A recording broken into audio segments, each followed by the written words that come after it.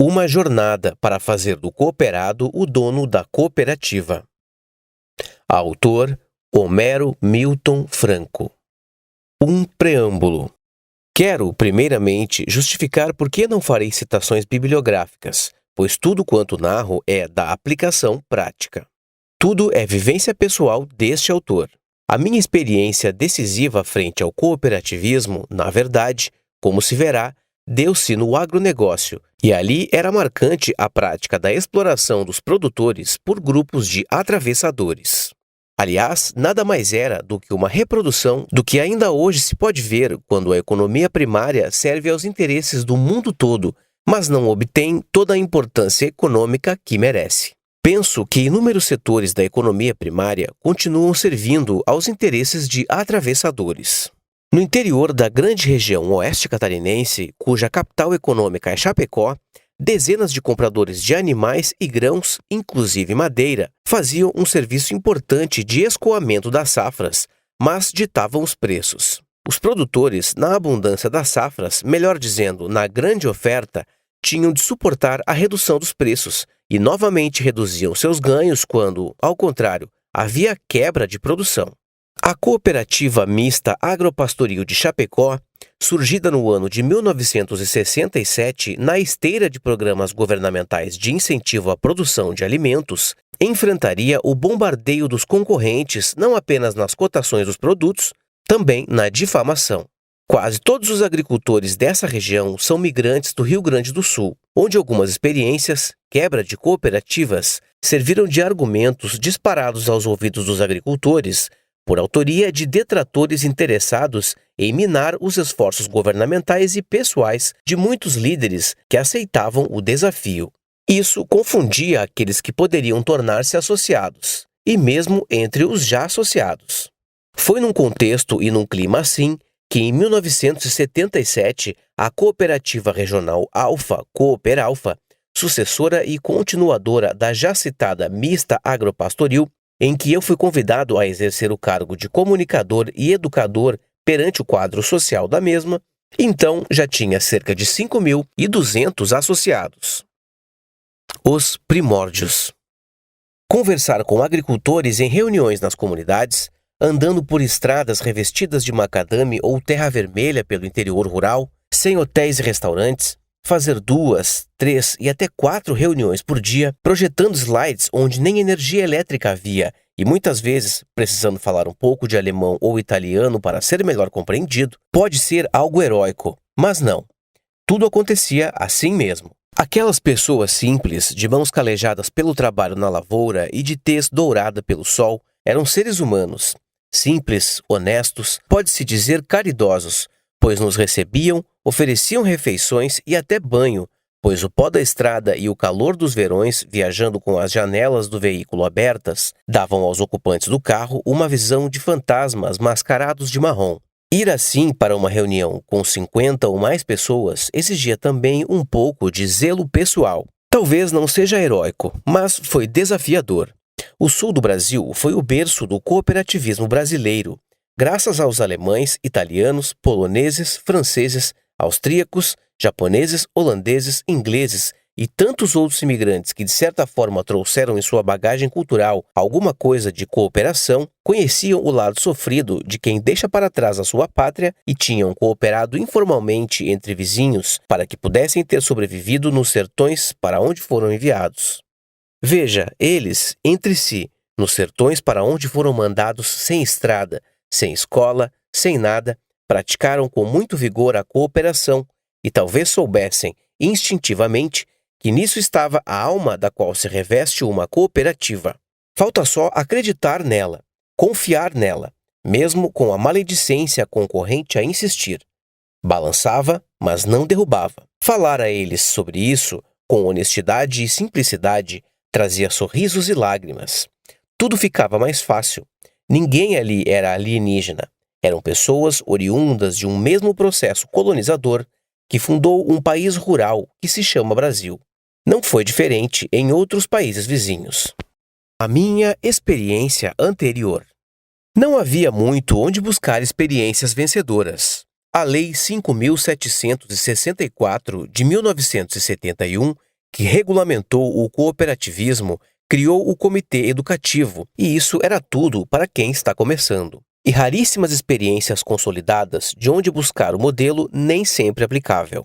Os meus primeiros contatos com o cooperativismo ocorreram pela imprensa cooperada. O Coa Jornal foi uma cooperativa de jornalistas fundada em 1974 em Porto Alegre, com quem mantinha alguns contatos e descobria que também os comunicadores podiam se unir e sair da condição de empregados para a condição de coproprietários do veículo. Em seguida, movida pelo mesmo espírito cooperante, a ADJORI, Associação dos Diretores de Jornais do Interior, no Rio Grande do Sul, criou o caderno O Interior, para ser encartado nas edições semanais de seus associados. Uma imensa rede de jornais do interior, da qual fiz parte e também encartei na Folha do Oeste, jornalzinho semanal do qual fui proprietário e diretor durante 12 anos. Ali, no interior, faziam-se reportagens sobre a necessidade de o homem e a mulher do interior despertarem para a sua força, serem esclarecidos, conscientizados, capacitados para sentar-se numa reunião ou assembleia e realmente decidir os destinos de sua comunidade ou classe. Veja, estávamos em pleno regime militar, em que alguns setores da sociedade já sonhavam com muitas coisas, inclusive com a democratização do país. Os jornalistas, mais ainda. E as cooperativas da época deixavam a desejar nesse aspecto. Antes de 1971, data da lei cooperativa, eram comuns as quebras de cooperativas. O que fazer? Ainda hoje, os espertos passam a mão no dinheiro que não é seu. Lembro de haver visitado a Cotrijuí, Cooperativa Regional Tritícola, com sede em minha cidade natal, Ijuí, onde conheci um bom trabalho, ali realizado com o apoio da Unijuí, Universidade Regional de Ijuí. Era o comunicador sendo encaminhado para a comunicação educativa sobre cooperação. Ainda os primórdios. Quando a Cooperalfa estava por comemorar seu 10º aniversário em 1976, era desejo de sua diretoria obter a maior repercussão de mídia e também, principalmente, frente aos associados que à época somavam, como eu disse, pouco mais de 5.000 famílias. Como já me referi, era o tempo de sonhar com a democracia em pleno regime militar, e não faltavam críticas ao que chamavam de centralismo na gestão das cooperativas em geral. Nesse caso, já há 10 anos, essa citada cooperativa era presidida pela mesma pessoa e realizava suas assembleias gerais com apenas algumas centenas de sócios. A grande maioria desconhecia sua empresa cooperativa. A direção da Cooperalfa conhecia seu lado vulnerável, por isso, seus diretores queriam um profissional com algo de marketing, embora não houvesse mais do que uma onda de rádio chegando ao interior da residência do associado. O transistor não havia sido popularizado, e assim, nem o rádio portátil estava lá. Não era bem o meu caso, a ponto de encarar um plano de marketing. Mas, enfim, para planejar e de alguma forma executar, a curto prazo, um programa de festa com o máximo de informação, participação e repercussão, isso eu saberia fazer. Fui chamado. Fizemos uma festa embaixo de árvores com mais de 3.000 convidados. Uma churrascada com missa campal, discursos, muita cerveja, vinho, música. Na semana seguinte, eu já estava contratado para o departamento. Depois, diretoria de comunicação e educação da cooperativa. Vamos ser profissionais. Fui estudar. Vali-me de trabalhos da UFSC, Luiz Salgado Claes. Fui conhecer a história do cooperativismo internacional, suas estruturas, seus princípios. Mas tudo isso era teoria.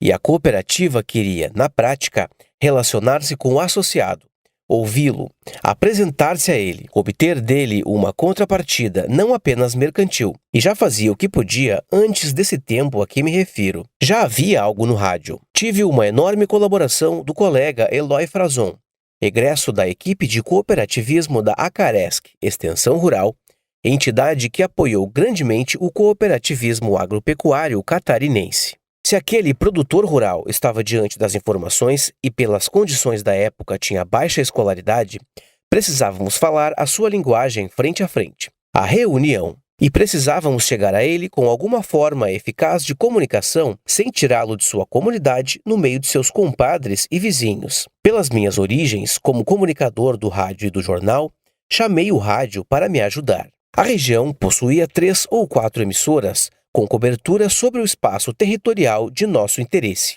Todas elas passaram a colocar no ar diariamente o informativo de 5 minutos ao meio-dia, quando o agricultor estava em casa devido ao calor e por ser hora do almoço. Ali aconteciam diariamente as sucintas informações da cooperativa, principalmente os preços executados e, claro, o conta-gotas da comunicação institucional e as convocações para as reuniões presenciais em suas comunidades. Um detalhe: o texto dos boletins ia para as rádios via caminhão. O motorista que levava mercadorias para a seção de consumo e trazia o produto recebido dos associados era portador do boletim impresso, entregava o envelope no estúdio e o locutor da hora o apresentava. Mais tarde, em 1988, a equipe de comunicação que me sucedeu criou um jornal mensal, Cooperalfa, hoje já transformado em excelente revista. Um exemplo de comunicação a fazer inveja para muitas redações da grande mídia. Vamos aos costumes e à prática. Aqui, agora, você tem de ser um deles nas palavras, no saber ouvir, no respeitar, no saber explicar e, principalmente, no saber levar até ele, agricultor, sua esposa, seu filho, presentes, o que realmente é a sua cooperativa, sem sofisma, sem maquiagem, e trazer a família para a reunião, pois também isso se faz estratégico. O titular da cota não precisava argumentar em casa, caso houvesse alguma desconfiança por parte da companheira e dos filhos. Aquele surrado homem do interior, muitas vezes ludibriado por espertos, tinha todos os motivos para ter um pé atrás, ou os dois, também com a cooperativa. E sabia por notícias ou por experiência própria que algumas cooperativas antes dessa haviam ido à falência e deixado a conta para os associados pagarem. Como já foi subentendido, a reunião apresentava um audiovisual com trilha sonora, com boa produção e organização, capaz de dar uma visão superficial da cooperativa. Um projetor de slides, um gravador cassete, um amplificador com alto-falantes, um mini gerador de energia, uma tela pregada na parede do salão e um audiovisual de meia hora abriam a cooperativa para os associados. Seguiam-se perguntas, propostas, eleição de líderes para representar a comunidade nas reuniões do comitê educativo e nas assembleias. O associado não líder tinha todos os acessos que quisesse, inclusive a oportunidade de discordar com o que a comunidade de sócios havia aprovado. Diz aí o que te desagrada. Logo nos primeiros encontros com os associados, deu para sentir uma abertura em termos de confiabilidade. Sempre nas reuniões havia a presença de um ou mais diretores eleitos, ouvindo diretamente as críticas e os elogios. Havia momentos tensos que a criatividade do comunicador precisava contornar. A cooperativa foi mostrar ao associado o que ela é, o que ela faz e o que ela pode fazer por ele, e mesmo até onde ela não pode chegar. As primeiras reivindicações: dificuldade de comparecer à assembleia devido à distância, falta de condução e estradas precárias. Não tem problema, a cooperativa vem onde você possa estar através de pré-assembleias regionais, cujas deliberações são levadas à Assembleia Central pelos líderes eleitos pela comunidade. O chamado Comitê Educativo, previsto na Lei 5.764/71, não ficou só educando. Foi ampliado, passou a ser uma instância de poder. Os candidatos aos cargos eletivos, daí em diante, saíram dos comitês. Ouvimos que o pior inimigo do homem do campo é a doença. Era a época. A dor tira tempo, traz prejuízo, interrompe a atividade. Não havia o SUS.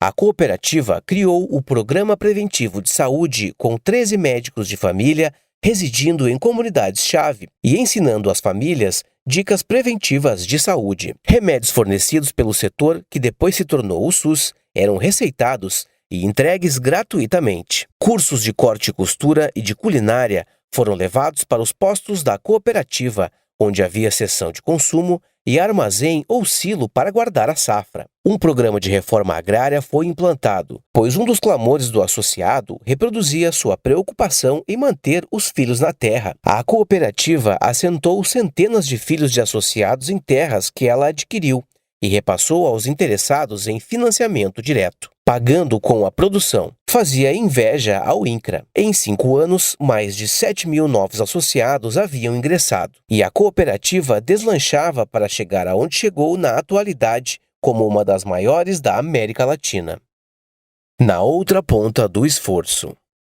Todo esse trabalho de valorização do associado e de sua família, obviamente, foi parar também no quadro funcional. Plano de carreira, seguro-saúde em grupo, sede social, atividades de lazer e esportes, campeonatos, cursos, incentivo a ingressar nas faculdades que começavam a se abrir na cidade de Chapecó e no sul do Brasil. E o mais importante, com a estabilidade de poder provocada de baixo para cima, acabaram-se os argumentos oposicionistas que teimavam em existir, e o quadro diretivo se consolidou. Diretores que davam certo ficavam, quase um parlamentarismo, em que o eleitor elege o parlamento e esse elege o executivo.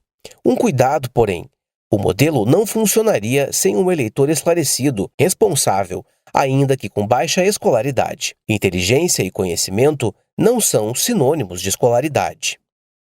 O fundamental apoio da indústria. Se o agronegócio apenas retira da terra o produto e entrega adiante o seu beneficiamento, o ato de agregar valor não fica com o lucro real. Então, a cooperativa de agricultores e pecuaristas precisava fazer com que eles também se fizessem industriais. O milho virou farinha, a soja virou óleo, o corpo virou salame. Em seguida, com a expansão da criação de aves, surgiram as indústrias do setor e vieram os laticínios para que o leite fosse beneficiado e pudesse chegar à mesa do consumidor urbano. E assim vieram as exportações. O pé de chinelo, homem simples, quem sabe de pé no chão, de fala dialética devido à sua origem, em menos de 20 anos de cooperativismo, já era um exportador, recebendo em dólares por aquilo que saía da terra, do curral, do chiqueiro, do aviário. Assim se escreve essa história de sucesso. Um modelo exportável. As cooperativas, principalmente agropecuárias de Santa Catarina, percebiam haver chegado a hora de um trabalho de base junto ao quadro social. A OSESC, Organização das Cooperativas do Estado de Santa Catarina, possuía um jornal, e nessas páginas já eram apresentadas as experiências de algumas cooperativas. Com a eleição em 1984 de Harry Dorrell para a presidência da OSESC, partiu desse, que foi ao lado de Ivo van der Linde e Auri Bodanese, entre outros, o baluarte do cooperativismo agrícola catarinense da época, a iniciativa de estruturar um setor estadual para comunicação e educação. Foi chamado para a função. Conseguimos que 100% das cooperativas agropecuárias tivessem uma pessoa, um técnico, no mínimo, respondendo pela comunicação e educação, e fazíamos cursos e reuniões periódicas. O Jornal do Cooperativismo, então editado pela OSESC, trocou de proposta e de nome. Elo Cooperativo, nome que também virou programa de TV, levando as notícias semanais do sistema cooperativo até suas bases. A OCB, Organização das Cooperativas Brasileiras, sob a presidência de Roberto Rodrigues, gostou da ideia e levou-me a Brasília como diretor do Departamento de Comunicação e Educação. Foi quando senti que o Brasil é um país que possui, em seu enorme ventre territorial, pelo menos 5 eixos culturais ou 5 Brasis e que não seria eu o milagreiro capaz de unir tudo num padrão único de procedimentos. Depois de alguns meses de reuniões pelo Nordeste, Sudeste, Centro-Oeste, Norte e Sul, pedi desligamento do cargo e fui editar uma revista agropecuária de responsabilidade da EPAGRE, Empresa Catarinense de Pesquisa e Extensão Rural. Aposentado, participei como cooperado e dirigente da Cotragel, Cooperativa de Trabalho da Globalização da Economia, prestando consultoria especialmente ao sistema cooperativo. A maior de todas as lições. O estudioso do cooperativismo poderá perceber, em algum momento, tratar-se de uma filosofia de vida aplicada a qualquer empreendimento que dependa da participação de pessoas. E se ficar só nisso, o estudioso tornar-se-á um ideólogo que se colocará entre o capitalismo e o marxismo, tendo talvez lampejos inclinados em atrelar a ideia cooperativa ao socialismo. Fazer o quê? Esses ismos vieram à tona quase que ao mesmo tempo. E agora? Agora falo da minha lição pessoal, e não tenho nenhuma pretensão de doutrinar, contestar, fazer escola ou polemizar. É como acabei percebendo o meu papel diante da imensidão da ideia da cooperação. Existe uma cooperação que pode até ser filantrópica. As boas índoles podem oferecer-se a projetos dos quais terão um mínimo ou nenhum proveito. Isso também é cooperação. Descer do cavalo para ajudar a empurrar o caminhão atolado de um desconhecido em qualquer estrada do interior, qualquer um pode fazer. Ajudar a carregar sobre o ombro uma padiola que transporta uma parturiente que mal conhece, com chuva torrencial, pela picada cercada de mata à noite, até chegar ao hospital mais próximo para salvar a vida da mãe e da criança, qualquer um pode fazer. Isso também é cooperação. Alguém poderá dizer, é filantropia. Sim, mas não deixa de ser cooperação quando os envolvidos são plurais. Quando, porém, o homem põe seu tempo, seu suor, seu dinheiro e sua produção num empreendimento, a cooperação não desaparece, mas o resultado que se impõe nem é outro, mas tem de ser verdade, tem de ter recompensa. Desaparece a ideia socialista ou filantrópica. É nesse ponto que o gestor se faz maestro frente a todos os instrumentos que participarão do concerto final, inacabado dessa sinfonia, cujo resultado são a bilheteria, o balanço anual. Se o público não vier e não aplaudir, não tem como pagar a orquestra, a luz, o iluminador, o porteiro, a faxina, o atleta, o treinador, o roupeiro. A cooperativa nunca deixou de ser uma empresa, sofisticada empresa, proibida de matar os sonhos daqueles que, cada um com o seu pouco, foram fazer o bastante para todos, e cujo todo não é dela, é de seu dono. Só um pouquinho é dela. E isso o comunismo não conhece, ao menos pelas experiências que a história me dá. É aí que moram todos os segredos do sucesso e todas as receitas e fracassos que conheço, ao examinar o cooperativismo que conheço desde os tempos coloniais de meu Brasil amado. O homem coopera até por filantropia, mas em se tratando de negócios, e no caso do agronegócio mais ainda, se não houver transparência e resultado efetivo, não há cooperativa que se salve. A cultura dos mecenas.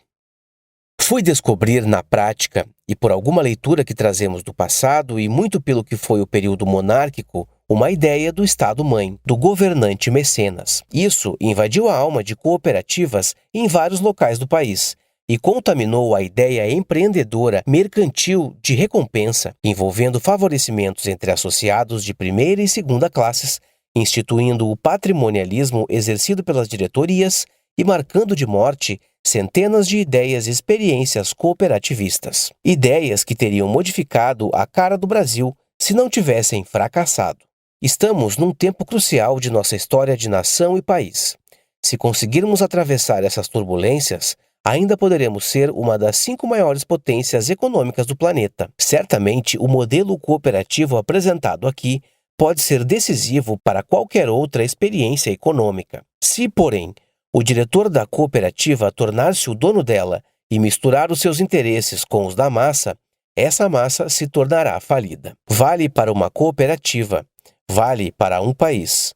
Não precisa pesquisar, basta ler as notícias do dia a dia. Quando todos os fracassos cooperativos que conheço passam por um ou mais desses caminhos, no mínimo por 2, o associado sugou a mãe, matou a vaca, ou não cuidou de quem tinha a chave do cofre, e o dirigente aproveitou-se ou, na melhor das hipóteses, não era competente para o cargo. Cuidando para que essa cultura deformada, que assola o setor público de nossa pátria, não invada as cooperativas, vejo que todas as que deram certo e estão dando certo e que continuarão certas, isolaram-se do jeitinho brasileiro de mamar. Obrigado por me permitir fazer essas narrativas e essas confidências.